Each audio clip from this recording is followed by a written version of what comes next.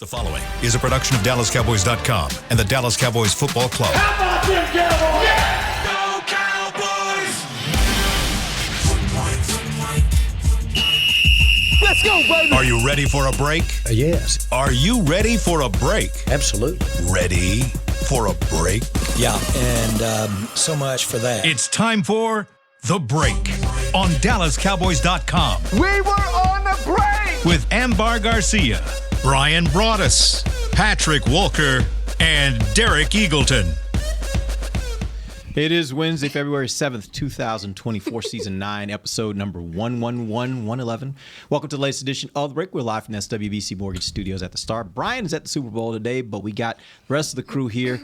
We're going to talk about some coordinators today. It's a lot of stuff moving there, not only with the Cowboys, but also in the division. Some Cowboy names, some players, some people who have been coordinators for the Cowboys now moving to other places. We'll talk about how that affects the Cowboys. And then in a later part of the show, we will get into our conversation on Dak Prescott. I've been promising for 2 weeks that we were going to do that. So we never got the chance. So my guess is we're going to get there today. If we don't, then we'll push it to next week. That's the beauty of this thing, is it keeps going week after week, and we appreciate you guys being a part of it. We may also get some calls in the final segment. So if you do, you might want to get queued up. Number 888-857-2297. Is that right? 855? Chris, producer.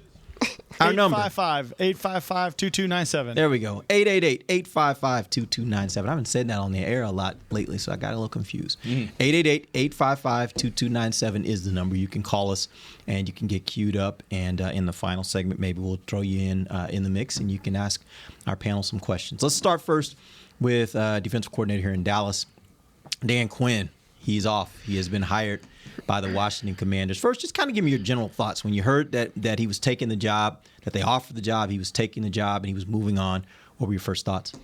I think that in looking at it as soon as it happened, and I wrote it in a piece for the .com, is that there was going to be potentially massive fallout from that, because you have a lot of relationships on that side of the ball between Dan Quinn and his assistant coaching staff, Joe Witt being one of them, Al Harris being another one of those guys.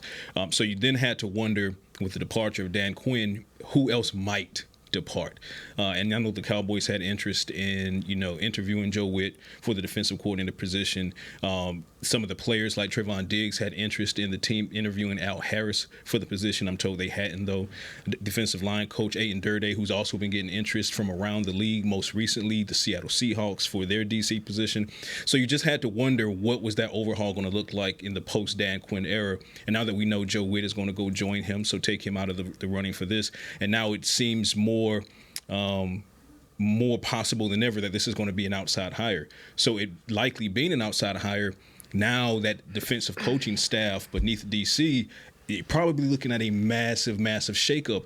And it provides some sense of concern with me in the aspect of, you're Mike McCarthy, you're going into what can be described as a prove-it season, and now you're going to have this massive overhaul on the defensive side of the ball. You're not going to have a lot of time for your new coordinator to come in, put their installs in, get their players in from free agency in the draft that they, convince the Cowboys to sign, and re-sign some of these guys that are in the building, get your installs done, and then get these guys operating at fever pitch as quickly as possible. Can I challenge you real quick? Yeah, please do. I don't know that I feel like there will be even if there's a massive overhaul of the staff on the defensive side of the ball, I don't think they're going to come in here with the expectation that they're going to change out the players.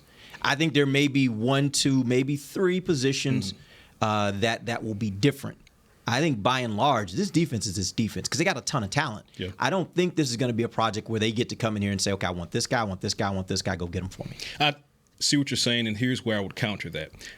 Contractually, some of these guys are coming up for free agency, for example, and you have rotational guys like Neville Gallimore. He's up for free agency. He was an impact rotational guy, but if a new defensive coordinator comes in, does he view Neville Gallimore as Dan Quinn viewed Neville Gallimore? So just one example there. So, yeah, when we talk about rotational, is that what you're saying? You're talking more rotational guys, not starters necessarily. Not necessarily starters. Okay. But I agree with that. Right, but then you also have to look at the long Jordan term. Lewis, people like Jordan that. Lewis, for example. Jordan Lewis is an impact starter. Rotational when Deron Bland and Trevon Diggs and Gilmore were to be on the field, but with one of those guys deleted, Jordan Lewis became a starter again. Well, they got roster spots at this point because you got two cornerbacks that you just mentioned there that are free agents. So 100%. So yeah, you got some Gilmore, spots you got another fill. one. Yeah. You would love to believe Gilmore is going to come back, but again, we don't know. Number one, we don't know who the DC is going to be, so we don't know their view on a guy like Gilmore. Gotcha. So in that capacity, you have to wonder how quickly and what guys or is that defensive coordinator going to want to retain versus say, you know what, I love what Gilmore did for you last year, but I have a better idea. Get this guy in free agency and or get this particular player in the draft. I got it. And then those new guys have to come in, gel quickly over the course of the OTAs, mini camp, training camp, preseason, and you kind of have to hit the ground running as a defensive coordinator under a head coach who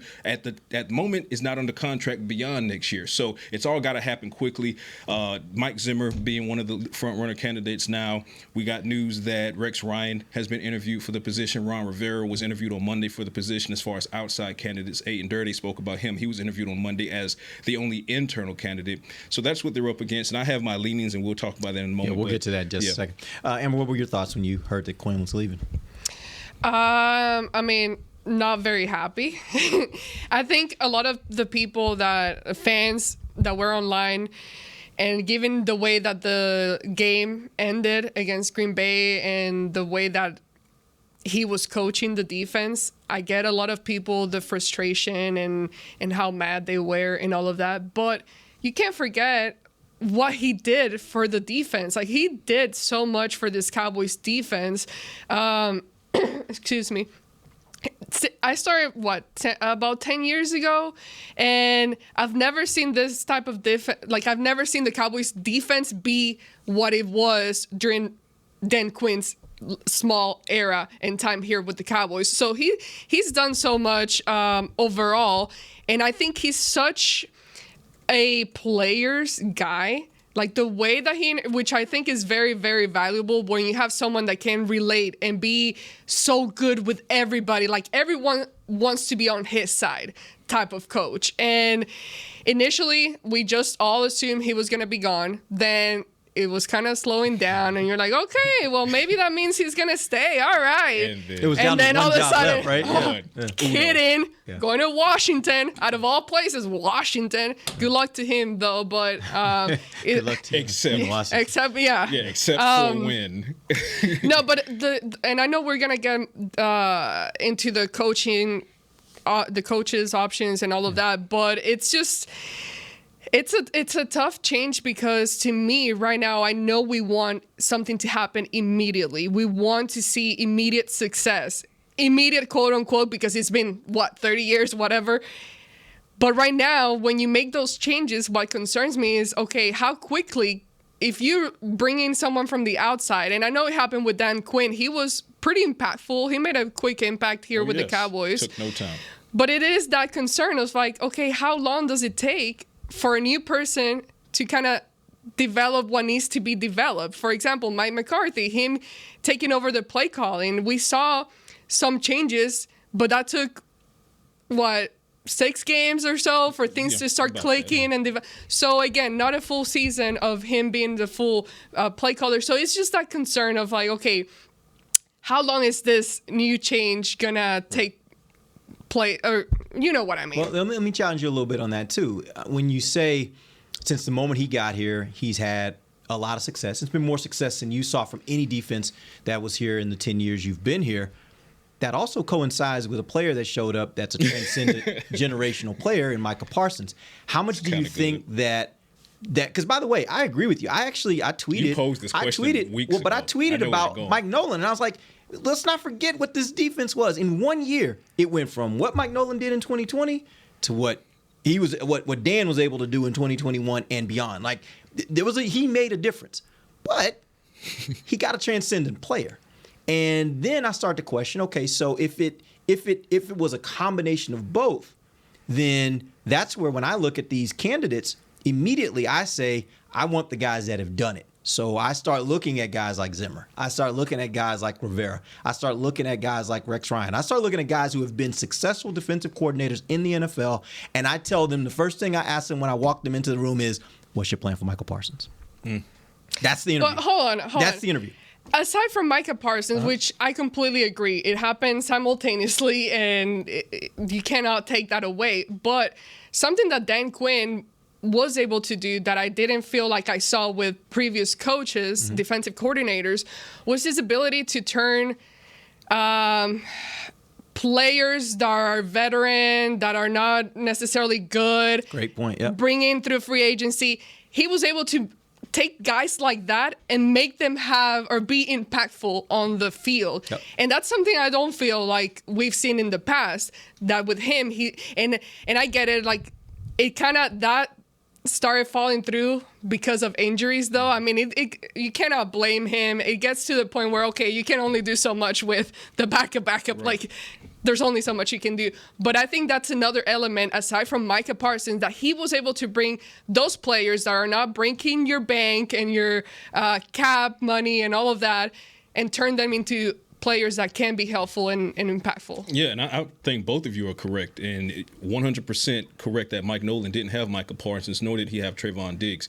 That being said, you have to believe that Dan Quinn was a part of the conversation that helped lead Micah Parsons to Dallas. That helped. He made the move that got him in as a pass exactly rusher, my right? point. So, and then you add to that the development of late round picks like Deron Bland into building a staff that includes a guy like Al Harris and Joe Witt, and bringing that coaching staff in to match with player personnel that then leads them to become historic talents like Deron Bland was able to do. And then prior to Dan Quinn, one thing that fans were really up in arms about was the fact that you have some of these impact veterans out there, particularly at the safety position, that the Cowboys would not go out and get. Well, guess who came in and got Malik Hooker? That happened in the Dan Quinn era, when the focus and the emphasis on the value of safety really took a step forward under Dan Quinn, unlike we've seen in recent coordinators Since the early 2000s. Right. So that's the type of culture change that you lose with Dan Quinn. Not to say you won't gain it in someone that's proven, like a Zimmer or a Ryan, but until we see it, we haven't seen it. So therein lies the concern. So you both are correct, but it's one of those things where you don't know until you know, and we won't know until we know. Well, what we've seen is those guys coordinate really good defenses. Yeah, that's true. We've seen that, and that's where, again, I this is not a knock on Joe Witt Jr. The fact of the matter is, though, because he has not had that role, I personally would have been a little hesitant to make him my defensive coordinator, because I'd have been like, I think I'm almost there. Like, and I don't want to say that the wrong way, because I know fans are kind of like, oh, here we go again. It's not that I think the Cowboys are ready for the Super Bowl. We've all kind of talked that ad nauseum. I do think they have enough talent to be competitive in the NFL, which means, as I was telling someone yesterday, if you can get to the playoffs in the NFL, you got a shot, right? Yep. And so I think from that standpoint, the Cowboys have to look at this and say, this is not a rebuild. This is can we get the right piece that puts us over that hump, right? Yeah, can we get those right pieces? So I don't want to take a step back by hiring a defensive coordinator that maybe doesn't have the experience and then have to go through the growing pains with them. Right. I'd rather take somebody I can look at their experience, I can see exactly what they did as a defensive coordinator, and I can bring them in to do that. There's also a flip side to that. Mm-hmm. Mike Nolan was a defensive coordinator who was very experienced and had been very good enough to get a head coaching job. And that year in 2020, maybe it was the year. It was a crazy year. We all know that. So maybe that was a part of it, but for whatever reason, it didn't translate to success here. So all those things have to be factored in. But I do like the idea of maybe looking at some of these guys who have been defensive coordinators and successful defensive coordinators in the NFL and figuring out which one has the best plan for Micah Parsons. That, to me, is where this decision needs to be made. And that's going to be a very interesting point of attack for whatever DC comes in, because like you said, are you playing him at off ball more often than not, or are you going to drop him down and make him a defensive end more often than not? Because your decision there is going to largely impact the ripple effects that come out of that as far as the rest of your defense is concerned. You are getting Trayvon Diggs back, but you're getting him back from a torn ACL. That's going to require some time, which then kind of goes to my earlier point about, do you keep Jordan Lewis? I would. Doesn't necessarily mean the new DC would, because they're going to come in with their own ideas for both staff and personnel. For example, if you flip it to the Washington Commanders side of the equation and how that would impact the Cowboys, we talk about relationships. Dan Quinn, he has a great relationship with Dante Fowler. Atlanta, Dallas. Does Dante Fowler, who's now an unrestricted free agent, barring a deal happening between now and March, does he follow Dan Quinn? Does J-Ron Curse follow Dan Quinn? Does Dorrance Armstrong follow Dan Quinn? Now, I will say it's not entirely unlikely, but a little less likely for Dorrance, because Dorrance has such a strong relationship with the organization itself. Yeah, but I'll say this. At the same time, money is money. And not only that, what we know with players is they look for coaches who know how to use them the best. 100%. And Dorrance Armstrong's career took a jump when he was working in Dan Quinn's defense as a part-time player, not even as a starter. And so I think from that standpoint, that has to be factored in. I assume that will be factored in when he's making a decision. I could see that, and I'll add a little bit to that because it just popped in my head as well. When you look at what Dorrance Armstrong has going through as far as the number of defensive coordinators that he's had in his time with the Cowboys, do you want to take on another, or do you simply want to follow the guy that? So to your point, 100%. So you just wonder how everything shakes up. But Dan Quinn was a culture changer with the Cowboys. I get it. Recency bias makes fans pissed off at him, and justifiably so. Be pissed off at everybody who was involved in that loss against the Packers, including Amber. 100%. Excuse me. You didn't have the shades on. You did not have the shades on. And you jinxed it. And you jinxed it ahead of time. Take your pardon. Sure. But that being said, there was a reason. 30 years. There was a reason. It's been my fault. There was a reason. No, just 10. But wait. You are 30. Hey. Wow. Facts. No. Facts. Wait a minute. They're blaming Rowdy, but the math is the math. Wow. Okay. Wow. I'm joking 100%. I'm not. Okay. Now you're just asking for it. I'm sorry. You're right. I'm not asking for it. Please. I'll close it with this. There is a reason that the Cowboys held off and allowed Dan Quinn to make his decision, because they really were hoping that he would return for all of the good things that you said. So while things did not end well, fact is Dan Quinn came in, hit the ground running, and you hope that whomever follows him can also hit the ground running, especially because Mike McCarthy does not have a contract beyond 24. It all has to happen right now. All right, let's take our first break. We'll come back, and I want to throw out some of these names, and I want to get you guys to give us your opinions on who you think would be the best fit based on the things that you know. We'll do that when we come back. DallasCowboys.com radio. Todd thought it would be secure to jog in the cheetah savanna. Todd believed the big cat repellent he bought online was reliable. And now, Todd is trying to be faster than this cheetah that can run 80 miles per hour. But the good news is, Todd has AT&T 5G that is fast, reliable, and secure. And he learned the best thing to do is stop running and toss her the backpack with the beef stew. AT&T 5G. Fast, reliable, secure. It's not complicated.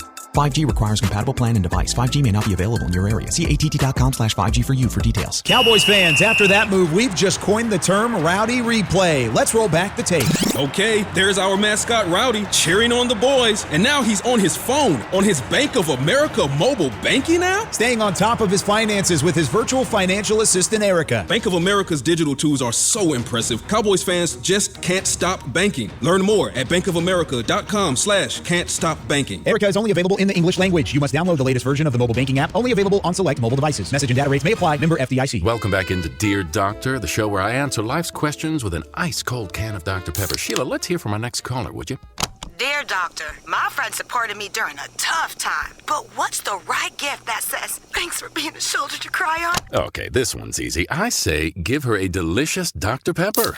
Nothing says, thanks, girl, better than a one-of-a-kind soda. Yes, any Dr. Pepper flavor will do. Now, just a reminder that I don't need to be a real doctor to know that Dr. Pepper is the one you deserve. They say champions are remembered, but legends are never forgotten. United Ag and Turf offers a winning lineup of John Deere equipment built to tackle any challenge on and off the field. Legendary John Deere tractors, combines, residential mowers, commercial mowers, compact construction equipment, Gator utility vehicles, and a full line of golf and sports turf equipment. United Ag and Turf, the official Ag and Turf equipment supplier of the Dallas Cowboys. Visit UnitedAgAndTurf.com to find a location near you.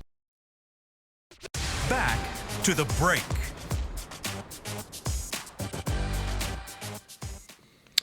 Enjoy excellent dining, boutique shopping, and exciting events in the Star District in Frisco, featuring dozens of North Texas's best restaurants and shops, plus a calendar full of family-friendly events. There's always something to shop, dine, and do in the Star District. Visit thestardistrict.com for more info. Welcome back. We are in the second segment of the break, live from the SWBC Mortgage Studios at the Star. This segment is brought to you by blockchain.com.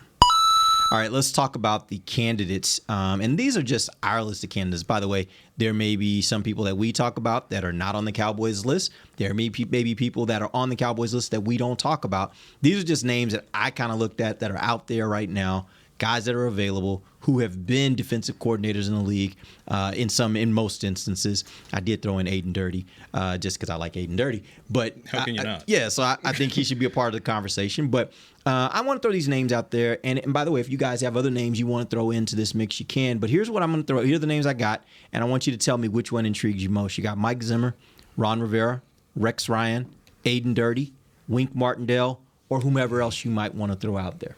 What name jumps out at you most? I do love me some Wink Martindale.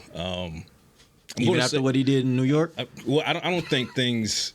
I think the result that you saw in New York was symptomatic of a deeper problem as far as Daboll and Wink just did not get along. Do you think that also possibly shows kind of like? And I don't want to like get you off track, but I wonder sometimes if that's an indication of a guy who sometimes is not willing to just abdicate to the head coach, because ultimately the head coach is the CEO. Mm-hmm. It's in any group. If you're not willing to, I tell people all the time, my job for my boss is to make sure he looks good. So if he tells me this is the direction we need to go, guess what? I'm going to go in that direction. I'm going to give it the best I got in that direction, because ultimately he has to be accountable to the final outcome, right? Does it show you that maybe Wink Martindale is not that guy, and so you bring him in, you might get what you get. It might be good. It might not fit the overall concept of what you think is best for the team if you're the head coach. I get the feeling that Wink Martindale is unwilling to acquiesce to new head coaches, because Wink has been around. He's been with Harbaugh. He's been to the top of the mountain. He understands, and he has such a long and proven resume that when you have a new head coach like Brian Daboll coming in who's fiery and he wants things done his way, which is completely fine. It's your organization. Right. But if you're Wink Martindale, you're basically looking at him in meeting rooms and saying that's not going to work. And I don't believe that what you're saying is going to work, and I know that it's not going to work. Flip it to the Cowboys situation. Mike McCarthy is proven. That's a different level of respect is what I'm saying. I don't think that you'd see many of those types of rifts between Wink Martindale and Mike McCarthy, because I believe McCarthy would command a certain respect from Martindale that Daboll or any other new head coach simply would not command from Martindale. But I will also say that with Martindale jumping off of the page, Zimmer also jumps off of the page for me as well. When you talk about the pre-existing relationship between Zimmer and this organization, and you talk about what he came up from with this organization, defensive assistant, defensive backs coach, defensive coordinator, and then he was a defensive coordinator for multiple head coaches. We were talking about it during the break. He went from a 4-3 to running a 3-4 in the Bill Parcells, and still had the defense doing some great things. Look at some of the players he's coached. Darren Woodson, DeMarcus Ware, shouts out to Dat Wynn, and who's my other guy? Who's with? Come on, who's my other guy? It's escaping me. Safety. Hamlin? No, it's gonna come to me. So anyway, he's coached several not only notable names but headline names. Mike Zimmer. You talking about when he was with Minnesota? No. Oh, okay. Darren Woodson? No, it's not Woodson. Yeah, it's another one. Roy Williams. The safety, that's another one. There's a list. That's a good one. But there's one in particular. It'll come to me when I'm not trying to think about it. See, this is what happens when I put. Did he coach Hamlin? I don't remember if he was here when Hamlin. No, Hambrick. Hamlin. No, I'm telling you, I think it was Hambrick that he coached, not Hamlin. Okay, Hambrick. Okay. Yeah. So, nonetheless, he's coached notable headline and some Hall of Fame talent in any variation of the defense. I think Mike Zimmer really, really jumps off and far ahead of Rex Ryan, ahead of Ron Rivera, and kind of right up there against Wink Martindale. What jumps off at you, Amber? Well, this is very conflicting in my mind. I have so many thoughts that just go back and forth because, and this is a tough fight. On one hand, I am drawn to Aiden Dirty because... Gotta love Aiden. Because he's here. You know, he's been here. He's good at what he does. He's good at what he does. I think all the players really respect him. He's been here, so he knows. So there's not a big transition gap. You know, he can make that transition pretty smoothly. I think. Dexter Coakley. Okay, go ahead. He was a linebacker. Yeah. Okay. That's what I was thinking. Okay. It was Dat and Dexter. When you said Dak, I was thinking Dexter Coakley, but you said safety. I was like, that's not. That wouldn't be him. Okay, Dexter. Okay, go ahead. Sorry. Continue. No, you're good. You're good. Yeah, he turned Coakley had. Yeah, that's what I mean. He had some good years under him. Yeah. Anyways, what I was saying is I like that wouldn't be a big change. It's a smooth transition, and he has the experience, but at the same time, you're switching. That's a big jump from what you were doing to now becoming the defensive coordinator. So that kind of scares me, the newness of it. It scares me, but I like that he's been here. On the other hand, and another thing, I like that he's young. He's on the younger side. And part of me, I'm more into now the younger coaches, and just like there's a big difference between like the coaches that are stepping now into those roles versus Ron Rivera, Mike Zimmer, Right. the older coaches. And that's my problem when it comes to the outside coaches now. They are older, but they do have the experience. So now it's like, okay, they could come in and make the bigger impact, because if you're trying to make it happen this year, this season, coming up, then it's good to have that experience in there. And right now, as far as the candidates, I'm not a huge fan of Ron Rivera. Never really have been. Don't ask me why. I'm just not. Especially the last few years, I haven't been impressed with what he's been able to accomplish. Hard to be impressed with what's happening in Washington. Yes, To be yes. fair. So that doesn't attract me very much right now for But by the what way, we're trying to do. Before he was doing that, like he took the Carolina Panthers He's to had a Super Bowl. success. And so, yeah, this is a guy that's been successful as an NFL. But I'm looking at recent years. I get it. Yeah, I get it. I'm looking at the now and not what it was, Yeah. not at the past. So right now with Mike Zimmer, I think he's in the top of the list right now for me as well, just because of the experience that he brings into the table. And maybe that's something that can translate into a quick impact this year. So it's just, I don't know what to feel, And because experience versus someone that's already here it and could- successful. There are pros and cons both ways, but what you just said, something stuck out of what you just said, which was you're going by what's happened recently, right? You know who hasn't done anything recently is Rex Ryan. This is one of the problems I have with Rex Ryan. He's been out of the league for the most part since 2016. At least Zimmer has been in the league, albeit in the head coaching capacity. Zimmer was in the NFC Championship against the Eagles in 2017, right? So, half a decade ago, so not long ago. But he's been in the league, and he's only recently set out 2022 after departing from the Minnesota Vikings. So, again, that goes to my point with Zimmer, is that not only do you have a proven guy who has a pre-existing good relationship with the Cowboys organization, this is a guy who can come in and scheme whatever you put in front of him and make them successful. Yes, it's going to be a culture shock, because Dan Quinn's style of coaching, that ain't Mike Zimmer's style of coaching.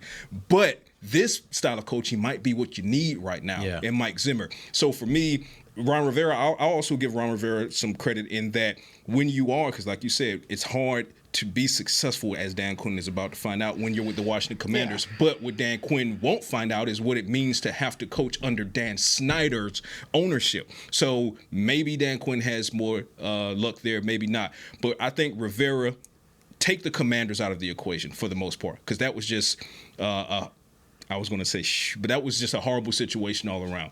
Look at his success with the Panthers.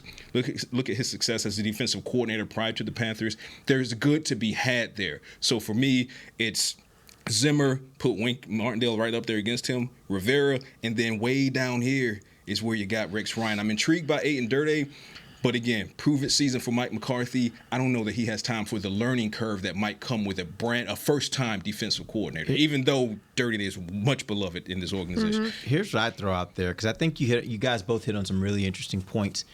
If you're one of the people, for our listeners out there, if you're one of those people that you believe this defense has a lot of potential, but they just don't have the right mindset. I've heard people talk about their toughness, their mental toughness, maybe the accountability. Then I think this is an easy list to call down. I think your guy immediately just jumps out as Mike Zimmer. And the reason why I say that is because, look, I'm not in any of the meetings the Cowboys have right now with their team, so I can't say this as a matter of fact. But my guess is, and at least from seeing and listening to what Mike says, what players say about Mike, it seems like he's more of a players coach style coach. Like, he's not the fire and brimstone type coach. He's not going to go into a meeting and basically dog cuss the team when they're not doing what they're supposed to be doing. That's not the impression I get of him. Maybe it's true. Maybe it's not. I don't know. That's not the impression I get. Mike Zimmer, on the other hand, is a fire and brimstone coach. I don't think you'd characterize him as a players coach. You would characterize him as just a tough coach. Old school ball coach. That's all about accountability, right? And so when you look at it from that standpoint, if you think this team could use some of that, And then you could have the balance of a head coach that's looking out for the players and is concerned about the players. And by the way, all these things that you should be looking at, their mental health and all those kind of things that are important. But then you also have that other coach over here is like, yeah, that ain't my job. My job is making you doing your job, right? And having that balance, maybe Mike Zimmer is exactly what this team needs. When you start talking about going all in and finding that piece to get you over the hump, maybe Mike Zimmer can be that for this team. Here's also the other thing I think about with guys like Rex Ryan and Wink Martindale. I just like how aggressive they are in calling defenses. Like, they are the kind of defensive coordinators, they're sending blitzes and they're sending them from everywhere. It's stuff coming from everywhere. And when you have players like Micah Parsons and players like DeMarcus Lawrence, and I'll say this even about Mike Zimmer, he loves those AB gap blitzes.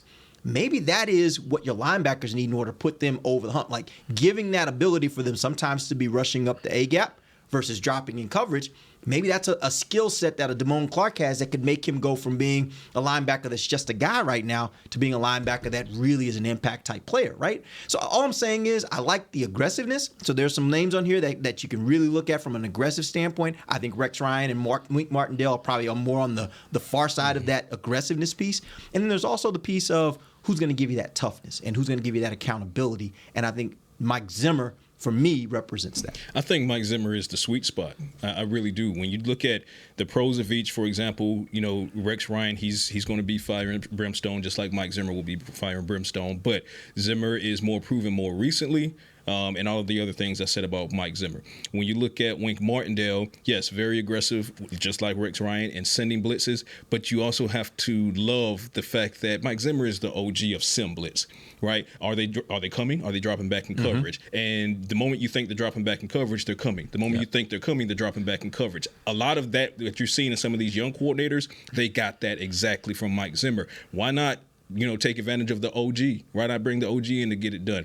So when you look at a lot of different things, you have pros for Rex Ryan, aggressiveness, both as fire and brimstone, old school ball coach is going to hold accountable. But you're going to get that from Mike Zimmer as well, just like you get it from Wink Martindale. I don't think Ron Rivera is fire and brimstone. He's closer to Mike McCarthy as far as temperament is concerned.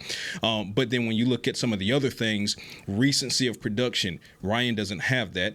Zimmer has that. You don't want to use what the Commanders part of the resume on Rivera. Yeah. So I just really think Mike Zimmer is the sweet spot when you look at all things considered. There's not a perfect candidate that's available right now, but there is one that's better than the rest, and I think that's Mike Zimmer. And I like what you said with just having that balance between Mike McCarthy and him, what he can bring, of Mike McCarthy being the player's coach and him bringing the toughness, because I think in most things, to be successful, you need that balance. You need someone to be the bad guy. Mm-hmm. And then you need someone to be the cool person, like celebrities. They have Schottenheimer. Me and you. That's exactly it. Go ahead. Celebrities have their managers who are the bad guy. Which one are you in this case? I'm the nice guy. Okay. I'm the guy that everybody loves to be around. You bring the hammer. According to who? According to the implication. The implication. That's cold. That was seriously. Cold. I'm just done one today. No, You are. But wait until another day that you catch me in a different mood. I don't want Let me also say one more thing about when it comes to Mike Zimmer. The success, which has been a while ago for Rex Ryan, that success came in what conference? The AFC. Mike Zimmer's production and success has been more recent, and in what conference? The NFC. Same conference that the Cowboys play in. So I say that to say, on top of the other pros that Mike Zimmer presents, he knows how to navigate this specific conference. But this conference has changed a great deal since even he was a coach. Think about it. The number of teams in the NFC that have different coaching staffs now than what they did when he was coaching. He was head coaching in 21. I understand that. So there are new faces, but it's not a complete overhaul. But think about how Dallas has changed. Think about the NFC. Just look at the NFC East. Let me see what his record is against Kyle Shanahan. East, every team in the NFC East has a new coach since 2019, I want to say. NFC East? Yeah. Since Mike is the most tenured. Isn't Mike the most tenured of those? Sirianni, how long has Sirianni been there? I think Mike's the most tenured. Yeah. Again, he's only had 4 years, and he's the most tenured. Because Rivera's gone. Right. So my point is, I don't know that I hear your point. I don't know that it makes a huge difference because I think the NFL turns over so quickly. Yeah. The coaching staffs turn over so quickly. And what a team looks like today from the standpoint of the coaches and the schemes that they run, they change year to year, every 2 years, every 3 years. I mean, even think about the Cowboys. Their offense changed last year. Even though you had the same coach, the offense changed. So I don't know that's one I would look at. But I would say this, for a lot of these guys, if they've stayed in touch with the game during the time that they've been off, they could come back better coaches than they were when they left. Which is what Mike McCarthy did. Right. Yeah. They can come back better coaches because of the fact that they had a chance to sit and look and think about what is the nature of the current NFL offense, what is the nature of a current year NFL one, defense. though? Maybe. It just depends on who it is, you know? Anything's possible. Yeah. Fair. But to his point, it really depends on who it is. And it depends on how good they are, yeah.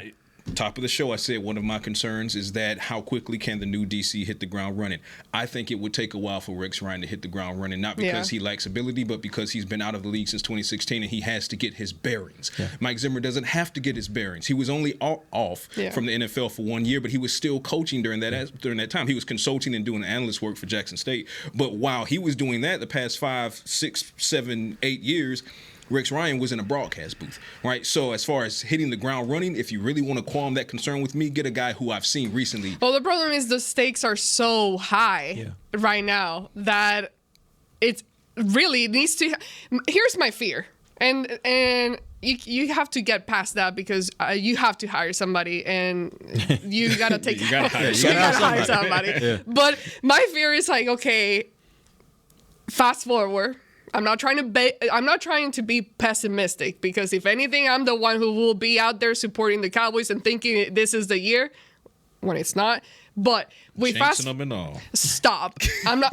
Quit restricting me. But my fear is fast forward. We get to a scenario where it doesn't happen, but we see things that were good. We see things that were successful in the defense, and then we get that. Well, it was first year. Next year, it should be now this. Mm-hmm. But then you also got to add the element that might be, or this might be, not that great, Mike McCarthy's last year and all that. But it's just, it's such a high stake right now and such a big gamble. And it's a big, big decision. And again, we talked about, I think it's been you, Derek, bringing up this whole thing of like, the standard for the star and like where the pressure of players receiving this amount of pressure. And I think it also applies to coaches as well. And whoever comes in, there's such a big pressure right off the bat that I wonder how quickly can someone, even experienced or not experienced or not as experienced, can they apply everything or make those changes? I don't know. Here's the fact. The fact is, we saw Mike Nolan come in, and it completely went downhill in 1 year. We saw Dan come in, and he completely elevated it in 1 year. So, it can go either way. And by the way, both of them were experienced and successfully experienced defensive coordinators in the NFL. And so there is no real guarantee with any of them. I personally, again, if I'm looking at this list, I look at this list and I say the safest pick, and in my opinion, the best pick is Mike Zimmer. Because I think he has all those things we just talked about, the accountability, the toughness. He can be aggressive. He understands the organization. He understands the weight of the star. He's lived it. He lived it for a long time. Yeah. So how long was he here for? Oh, gosh, 13, a long time. Yeah. 13 years. Yeah, he was through multiple head coaches. Campbell, he was here for multiple head coaches. Yeah. Switzer. He started with Switzer. Yeah, he was a Campbell, secondary Parcells. coach at one point, and then he got to. I didn't realize he was here that long. Yeah.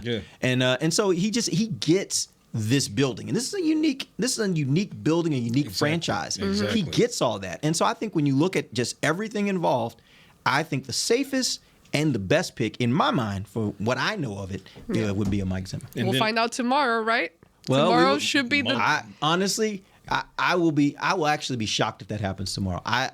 If I was putting money on it, which we don't bet, we can't bet, just for the record, we can't bet on anything sports related. Anyway, if I were a betting man and I was putting money on it, I would actually bet that this decision doesn't come until next week, just because it feels like the Cowboys are doing their due diligence, which I like, and that may require them to take a little more time. They may have a decision already. Like they've talked to a lot of guys. They may already know who they want, and so that may make them say we're ready to make a decision. What we know is that they're not going to make the decision Saturday before Super Bowl. No. Yeah. So we might find out something tomorrow. Off. We might find out something next week. But at the end of the day, I hope that they're taking their time and they're really thinking through everything. And like I said before, whoever they hire, they better have a hell of a plan for Michael Parsons. Like a great plan for Michael Parsons. Because that's where it all starts and ends for me. I'm more comfortable putting Micah in the hands of Mike Zimmer, knowing this is a guy who coached DeMarcus Ware, for example. And you look at what Mike Zimmer would be inheriting, which would be whoever comes in, they're going to inherit this. Micah Parsons, Trevon Diggs, Deron Bland, cornerstone guys, DeMarcus Lawrence, bring him back because he's headed into. A lot of talent on this defense. There's so much talent. It's a lot and of I just talent. feel like when you look at it from how Mike Zimmer has run defenses and been successful, I just think that it would be more of an immediate impact as far as versus waiting for someone to get their bearings who've been out of the league for a while and still trying to figure some things out. And again, I say he knows how to navigate the NFC. Yes, there's been some changes, but some of these coaches are still the same. And ultimately, whichever coach can beat the 49ers is the one I want. All right, so here's what we're going to do. We're not going to get to Dak Prescott. Fair. But what we are going to do is when we get back, we're going to pick the Super Bowl. We're going to talk about Super Bowl a little bit. And then next week what we're going to do is we're going to talk about Why Dak. can't you ever keep up with, like, promises or things that you say? Like, you never, like... Oh, you knew she was coming back. Why can't you ever stand by what you say? All episode. She's back. I'm just saying, you want to talk about players... Hey, hold on. You want to talk about players being held accountable? Hold yourself accountable, Derek, okay? You cannot preach and not do at the same time, okay? You got to do and be the example before preaching. Right. Well, next time I'll just cut y'all off and won't let you talk as much. How about that? All right, we're going to take our final break. We'll come back. We'll get into the Super Bowl. We'll give you our picks. We'll be back. DallasCowboys.com radio. Smell smoke. Todd thought it would be secure to jog in the cheetah savanna. Todd believed the big cat repellent he bought online was reliable.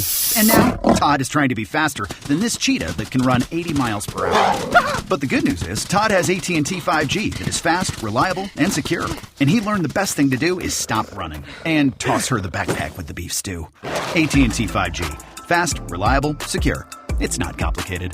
5G requires compatible plan and device. 5G may not be available in your area. See att.com/5G for you for details. Don't put off getting your oil changed, Dallas. Take 5 Oil Change, a proud partner of the Cowboys, is faster than you think. There's no appointment needed and no waiting room. Yep, you heard that correctly. Take 5 is so fast, you don't even have to get out of your car. You can take advantage of Take 5's fast, friendly, and simple service at any of their locations across the Dallas area. And remember, at Take 5, you stay in your car because they're faster than you think. Take 5, the official oil change of the Dallas Cowboys. It's the official men's skincare brand of the Dallas Cowboys, Jack Black. And right now, Cowboys fans can get 15% off their $75 order. Plus, because every deal needs a playmaker, your order will include a free 5-piece skincare set and free shipping. The Jack Black Playmaker is 4 of Jack's favorites and a full-sized intense therapy lip balm. Make a play for the Playmaker at getjackblack.com/Cowboys with the code Cowboys VIP. That's getjackblack.com/Cowboys with the code Cowboys VIP. They say champions are remembered, but legends are never forgotten. United Ag and Turf offers a winning lineup of John Deere equipment built to tackle any challenge on and off the field. Legendary John Deere tractors, combines, residential mowers, commercial mowers, compact construction equipment, Gator utility vehicles, and a full line of golf and sports turf equipment. United Ag and Turf, the official Ag and Turf equipment supplier of the Dallas Cowboys. Visit UnitedAgAndTurf.com to find a location near you. Back to the break.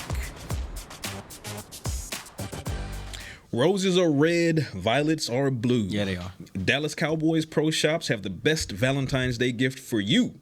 Head to the nearest pro shop or log on to shop.dallascowboys.com, a Fanatics experience, and fall in love with all new tees, hoodies, and more. Welcome back. Final segment of the break. We are live from the SWBC Mortgage Studios at the Star, and it's time to pick the Super Bowl. I actually want to take this from 2 different standpoints. I want you first to tell me who you want to win, and then tell me who you think is going to win, because those things don't have to be the same.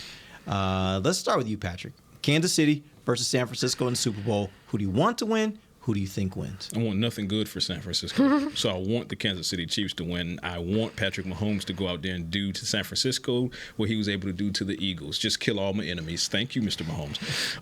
Who I think will win is I also think it will be Patrick Mahomes. I think that, while Brock Purdy has come on strong over these past couple of games, kind of leveled up a bit, Patrick Mahomes has as well. And a key thing for the Chiefs is that the receivers are not dropping passes. Rice is playing well. Right, Rice is playing well, but but even Valdez-Scantling, he's coming up with big catches now. And that was really the crux of what was wrong with the Kansas City Chiefs over most of the year, was that they led the league in drops. And that's why they lost to the Philadelphia Eagles in Kansas City, because of the drop by Valdez-Scantling. So now that his receivers, Patrick Mahomes' receivers, are catching the ball, I think Mahomes is going to Mahomes. Andy Reid is in his bag. And quiet as it's kept, because they don't get talked about enough, Kansas City Chiefs defense is one of the best in the league. Absolutely, 100% agree with everything you said. Thank you. I feel the same exact way. I think, one, I do want the Chiefs to win, and then two, I think they will win. I think with the San Francisco 49ers, we've seen moments of... They've been very successful, but they've had moments of weakness where you can't attack them. And I think the Chiefs just have way more experience in this setting, in this environment. And right now, everything, y'all know, Miss Vibe, all the things that I've seen on social, though, the vibe is just, the Chiefs just have the vibe for it. And every time I see a 49ers players pop up on screen, they just annoy me. So, I think the Chiefs have everything to, it's going to be a really, really good game. And I think it's going to be a close one, but I do believe the Chiefs get the win. Let me add this really quickly, Derek. To Ambar's point, the 49ers barely escaped with their lives against the Green Bay Packers. The Detroit Lions had them dead to rights before choking that game away. Contrarily, Kansas City Chiefs walked into Baltimore against the number 1 seed, against the front runner for MVP, and clamped. I take the Chiefs in this one. Yeah, I also want the Chiefs to win.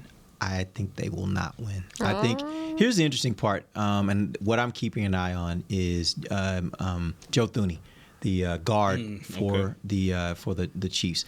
The one thing that I've seen the one antidote to Patrick Mahomes and what he does and what he's done in Super Bowls, but specifically, is if you can get a pass rush on him and make it to where he is uncomfortable and get to him. Because, by the way, just having a pass rush doesn't matter. Sometimes he still knows how to get out of it and get it.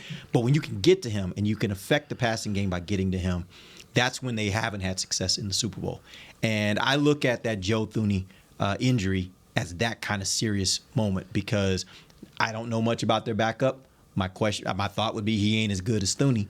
And so if that's the case, then you're now going to have pressure that can come, and we know San Francisco's front can get after you. They absolutely can get after you. They can bring those linebackers as well up the middle. There's lots of ways that they can create pressure on him, and without his starting guard, I think that can be a problem for them. I kind of have a feeling that ultimately, when it comes down to it, the difference in this game will be San Francisco's defense. I think they will make the plays, and they will ultimately be the reason why San Francisco gets the win. I don't want that to happen, but that's what I think is going to happen. You don't feel that if there's any coach in the league that could scheme around an injury, it's Andy Reid? Do you? That's nice, but what I saw in the Super Bowl that Patrick Mahomes lost a few years ago, they got after him, and he just couldn't figure out how to get the ball out before he was under pressure, under duress, and getting hit. So I've seen this movie before. I know how it ends. And so again, I'm not saying that they can necessarily do it, but I think if you're without one of your pieces, that's a start to them being able to do that. And let's not forget, they do have one of the best, if not the best, front four in the league. Agreed. Right? But that same front four was basically mauled in the first half against the Lions on the ground. So this is how you counterbalance that. You try to neutralize some of the pass rush early. You get Isaiah Pacheco, that run game involved, and the Lions have shown you what gaps to hit, how to scheme, and how to pin and pull and do what you need to do against the 49ers and get off and get huge runs and take the pass rush out of the game. And then that should free Patrick Mahomes up to do what he needs to do. That's nice, but they're going to win based on Patrick Mahomes' arm, not on Isaiah I'm Pacheco. saying as far as helping to neutralize what's coming I get what you're saying, but I think at the end of the day, they're going to be like, all right, Pacheco, get your 4 or 5. You ain't going to take it to the house. Get your 4 or 5. We'll do that. We're okay with that. But at the end of the day, what we're not going to do is we're not going to let the quarterback sit back there and just dissect us. And so that's the part where if they can make that work, again, that is a tall order. Because Mahomes is the truth, obviously. He's the best quarterback in the NFL. Approaching getting in that conversation among the best in league history. But that being said, like, I've seen this particular situation when they couldn't. Have you protect seen it him. this season? No. Well, this season they had issues with the receiver. But I'm saying in Super Bowls, I've seen situations where they couldn't protect him, and that was ultimately the reason why they didn't win. And I think this is the kind of team that could present some of those similar kind of challenges, especially if he's one man down on his offensive line. I think because the Chiefs have proven that they can run the ball, and you look at the conference championship game wherein the Lions showed that the 49ers can be run against, I think there's a good opportunity there to neutralize the pass rush. But that was an aberration, though, right? Have they been like that all season? Not all season, okay. True. But if you allow it once, then you will. You see what I mean? No, I think sometimes blueprint plus personnel, like we always talk about. Yes, but I do think sometimes that's a function also of what was the game plan going in, and maybe the game plan was we're going to accept these things because we figure this is better than the alternative, right? And I'm not saying that's what it is. I'm just all I'm saying is I don't know that I don't look at the San Francisco 49ers and say they're weak against the run. They are not weak against the run. I'm not saying they are a good run defense. I'm saying they just recently showed that they can be on any given day, and all it needs to be is this given day. I will also say if that pass rush gets neutralized and or doesn't get to Patrick Mahomes, Fred Warner's coverage notwithstanding, that secondary is lunch against Patrick Mahomes if the Chiefs receivers continue to not drop the ball. Yeah. That's the big thing. Look, I think you can make an argument because you don't get to this point in the season without having a lot of good things that you could do. Yeah. I just think that as I look at it, the thing that really worries me most, especially because I want Kansas City to win, is the fact that if they're shorthanded on the offensive line, I think that can make a huge difference. And as we all know, with a lot of quarterbacks, the tackle's not the guy that they really worry more about. It's that guard. The interior. Because when you start getting that pressure up the middle, and we know they got some beasts. San Francisco got some beasts in the middle of their defense. Yeah. You start getting those guys getting through and getting into Mahomes' face and in his lap, that can change a game. That can change a game significantly. So that's the part that worries me. I went against Mahomes. Let's hope that doesn't happen, but that's the part that worries me. One of the rare times I went against Mahomes was in that AFC Championship against the Ravens that just happened. Yeah.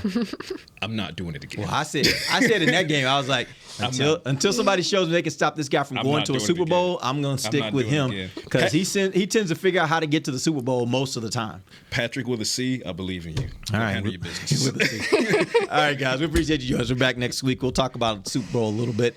And maybe next week we'll get into some Dak talk. We'll see if these guys don't talk so much. NFL honors. NFL honors happens tomorrow night. We got several guys who are up for awards. Give Durand his award. And the one that I care about the most, the absolute most, Hall of Fame announcements.